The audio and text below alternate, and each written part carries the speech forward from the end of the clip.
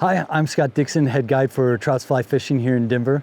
Today we're up on the South Platte River up near Deckers, going over the 5 flies for November.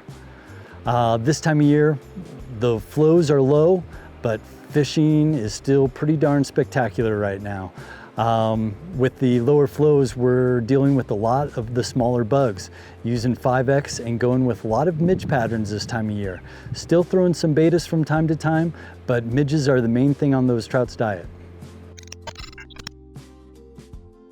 So the first fly that we're going to be talking about is olive WD-40. It's a great little midge that we use this time of year when the water gets low. Midges are the main insect that is hatching right now, so we find it to be quite effective, usually at the very end of our rig. This time of year, one of my favorite dry flies is the Griffith's gnat. Again, I'm staying with little midge type stuff. That Griffith's gnat acts as a little midge cluster on the surface, and fish just can't resist it sometimes. Fishing it as a dry, I usually have it as my trailing fly because they're usually pretty small and tough to pick out on the water. So I'll have it running behind whatever I have up top, and it seems to do the trick. Most days I find it to be my most effective dry fly pattern. A lot of times when that little Griffith's gnat starts sinking, I don't mind too much. They, even working it as a drowned bug seems to do the trick out there.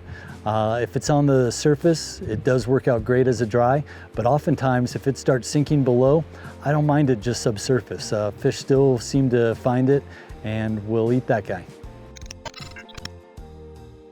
Another fly that I like using this time of year, the brown trout are spawning and the fish really key in on egg patterns.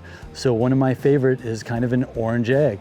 I like using that as my lead fly when I'm fishing. A lot of times it attracts the fish over to take a look at it. A lot of times they eat it. A lot of times they'll go for what I have trailing behind it. I generally fish the eggs when it's in a little bit of the faster water. When it's moving, a lot of times I fish it when it's going from shallow water into deeper pools, let it kind of drop down through there. A lot of times you'll find fish that are sitting there at the edge of the deeper troughs ready to pick off eggs as they come tumbling down from the shallow water into the deeper stuff. One of my other flies that I like using this time of year is the miracle midge. Again, like I was saying earlier, we get a lot of midges this time of year, and that miracle seems to do the trick. Again, it'll be one of my bottom flies where I have the egg as my lead. A lot of times I'll have that behind it, and that small little miracle seems to do the trick. This time of year with the low flows, I usually run my nymphs a little bit closer together. I'll have them usually between 8 to 12 inches apart. A lot of times I find that does the trick. Every now and then I'll have it all the way up to about 14 inches, but most of the time I like running them a little bit closer.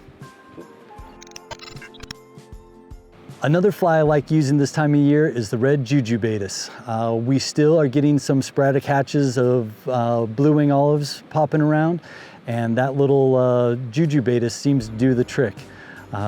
Fish it in either the fast water, slow water. A lot of times I'll have it as in the middle of my rig or at the very bottom.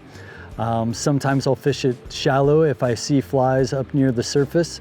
Other times I'll drown it and get it down deep through a run. This time of year you're dealing with low flows, and it's a spectacular time of year to be out on the water. You don't have nearly as many crowds and fishing is still great. So get out there, do some fishing.